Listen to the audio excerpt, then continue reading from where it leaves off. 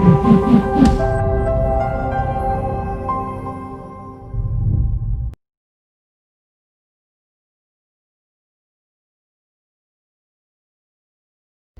real estate nerds, this is Alex Yoder with Pro Tip Tuesday, my favorite day of the week.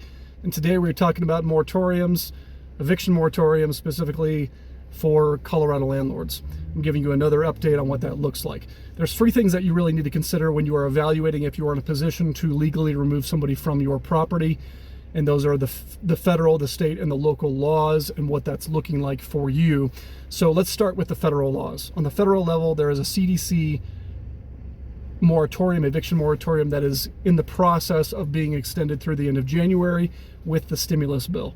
So right now, if a tenant gives you a declaration saying that they're unable to pay for the reasons listed on the declaration, but basically because COVID, then you will not be able to enforce that eviction.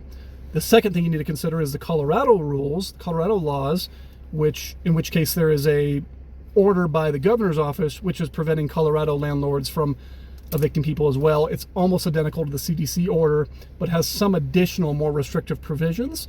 For example, it stops landlords from removing tenants from the property for even reasons other than non-payment, unless it's a substantial breach of lease, like major damage to the home. So you're not in a position, we won't be in a position to remove them for that reason either. And that order was just extended through the end of December. We are anticipating it will be extended as well, like the CDC moratorium, through the end of January, but we haven't heard yet. So updates to come on that.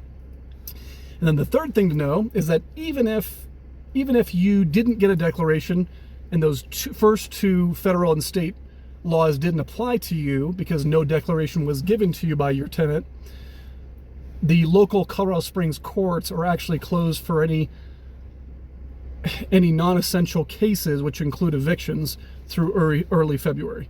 So again, even if you didn't get a declaration, you're not going to be able to go to court and have that eviction enforced in Colorado Springs until the courts actually open back up.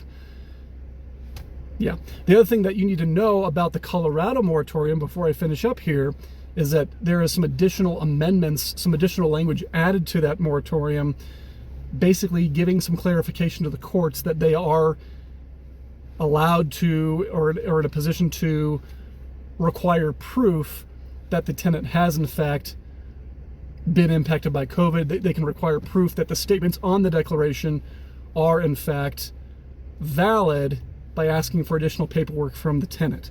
So that's good news, and hopefully that'll combat some of that additional fraud that we're seeing, at least on the state level. I'm not sure what that's going to look like for the CDC order, but more eviction attorney interpretation to come, I'm sure. So that is our update for today. Right now, Colorado landlords are not in a position to evict anybody unless they did not get a declaration. And in Colorado Springs specifically, I can't speak, Colorado Springs specifically, you can't enforce those even if you didn't get a declaration because the courts are currently closed. This is, of course, not good news, certainly for landlords, most of who own 1 to 3 properties and who are relying on that rent for income. It is not good news for landlords right now. Fortunately, we have organizations like NARPM, the Apartment Association, the Colorado Landlord Legislative Coalition, and even the Realtor Association, who are working to try to combat and get these things amended to at least have some more balance in the consideration. So that is all for today. We'll see you next week.